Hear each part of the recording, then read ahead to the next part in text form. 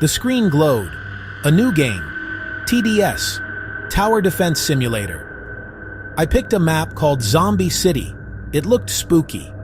Dark buildings scraped the sky. Broken cars littered the streets.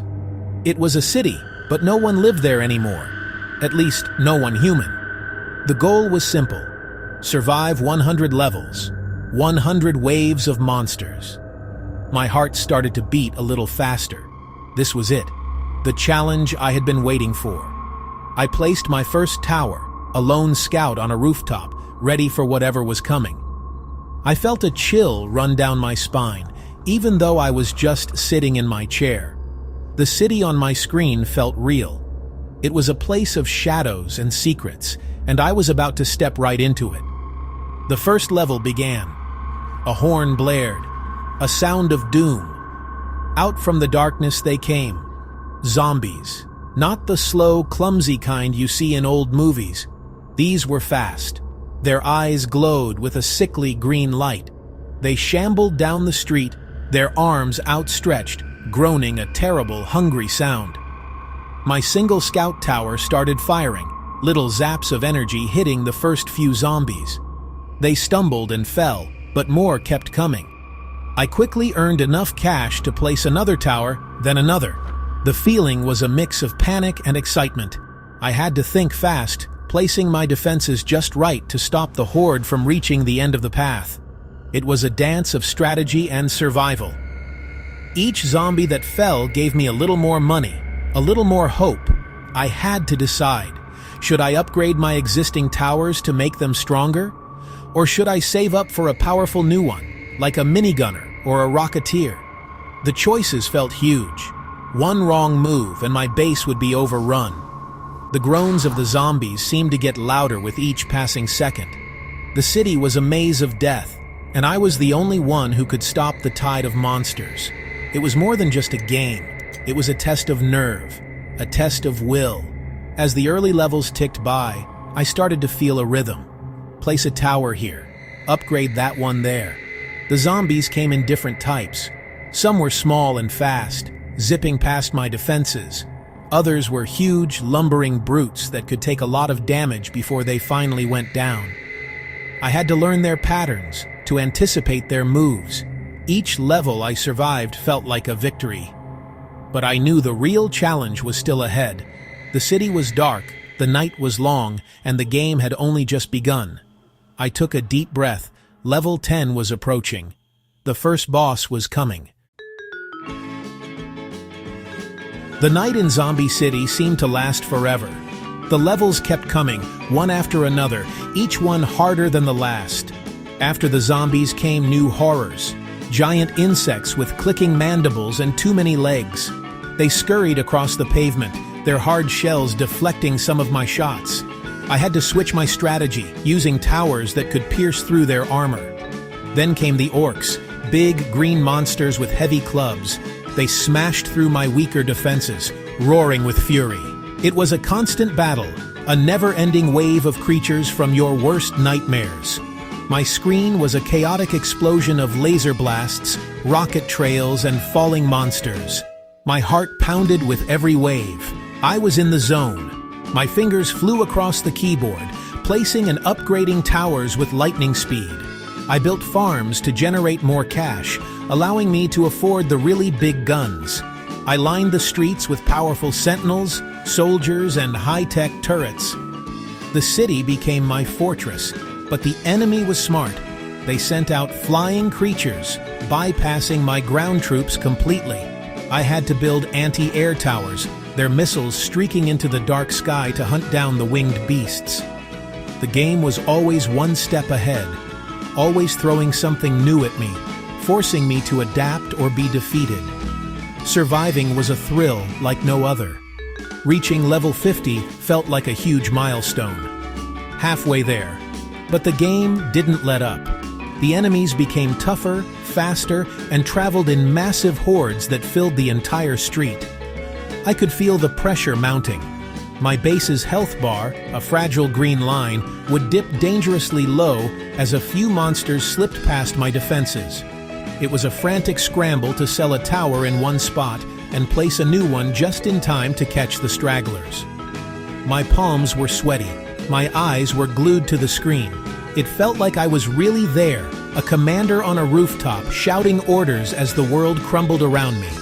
The journey through the levels was a blur of adrenaline and focus. I remember the giant rock golem at level 75, a monster so big it barely fit on the street. It took everything I had to bring it down. All my towers fired at once, a storm of firepower that lit up the entire map. When it finally crumbled into a pile of stones, I let out a breath I didn't know I was holding. The relief was immense, but it was short-lived. The next wave was already beginning. There was no time to rest. Not until I reached the final level. Not until I saw the number 100 flash on my screen. Level 99. The air felt heavy, even through the screen. This was it. The final stretch. The game threw everything it had at me. A horrifying mix of every monster I had faced so far. Zombies shambled alongside giant insects. Roaring orcs charged forward, while flying demons soared overhead. It was pure chaos. My defenses, which I had spent hours building and perfecting, were being pushed to their absolute limit. Explosions rocked the city. Lasers crisscrossed the sky. The sounds of battle were a deafening roar. I held my breath, watching my base's health, praying it would hold. And then, it was over. Level 99 was complete. A moment of silence, the calm before the final storm. Then the alert flashed. Level 100, the final wave. A single massive health bar appeared at the top of the screen. A name was written beside it, the Void King. Out of the darkness he emerged, a colossal figure, taller than the buildings, made of shadow and purple energy. He wasn't walking down the path. He was the path. He absorbed the road beneath him as he moved, a slow, unstoppable force of destruction. My towers, which had laid waste to thousands of monsters, seemed to barely scratch him. Their shots fizzled against his shadowy form. A feeling of dread washed over me. This was impossible. How could I possibly defeat this? I didn't give up. I sold off my cheaper towers, pooling all my money for one last desperate stand. I upgraded my most powerful turrets to their maximum level. I activated all their special abilities at once. The screen became a blinding flash of white light as every weapon I had unleashed its ultimate attack. The Void King's health bar, which had barely moved, started to creep down. Slowly, painfully slowly. He was still advancing, getting closer and closer to my base. It was a race against time. A final, epic showdown between my carefully built fortress and the ultimate monster. My heart was in my throat. This was it. Win or lose. And then, with a final, earth-shattering explosion that seemed to shake my entire room, he was gone. The Void King dissolved into nothing. The screen flashed with bright, bold letters, "Victory." I had done it. I had survived 100 levels. I had conquered Zombie City. I leaned back in my chair, my body trembling with leftover adrenaline. The city on my screen was quiet now. The long night was finally over. A feeling of triumph washed over me. But as the victory music faded, a new thought entered my mind. The game was over. The adventure was done. What now? A new chapter was about to begin.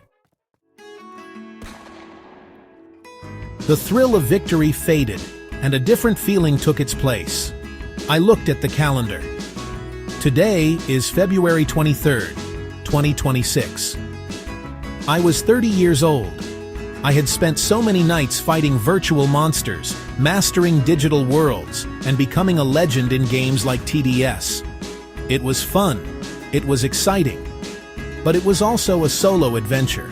The battles were over, the screen was dark, and I was still alone.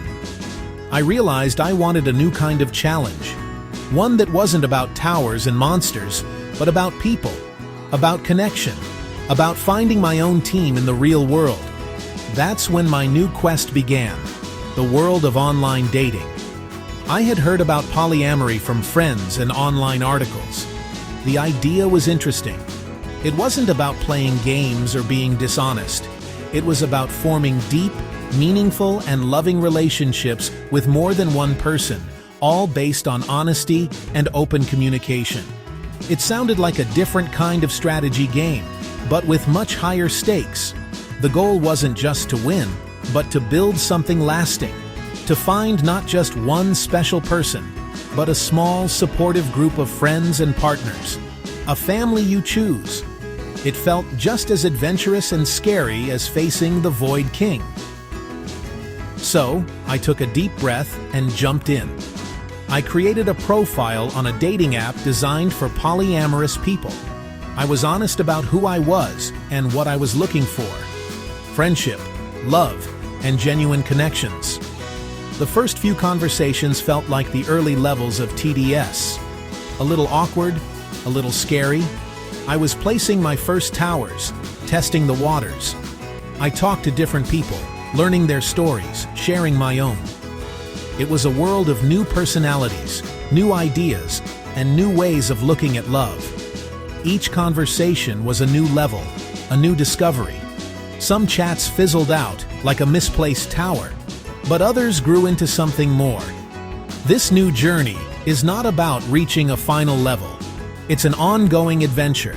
It's about the courage to be vulnerable, to open your heart to new possibilities. Just like in TDS, you have to be brave, you have to adapt, and you have to be willing to try new strategies. But instead of fighting monsters, you're building bridges. Instead of defending a base, you're building a life filled with love and friendship. It's a reminder that after one adventure ends, there's always another one waiting. All you have to do is be brave enough to press start.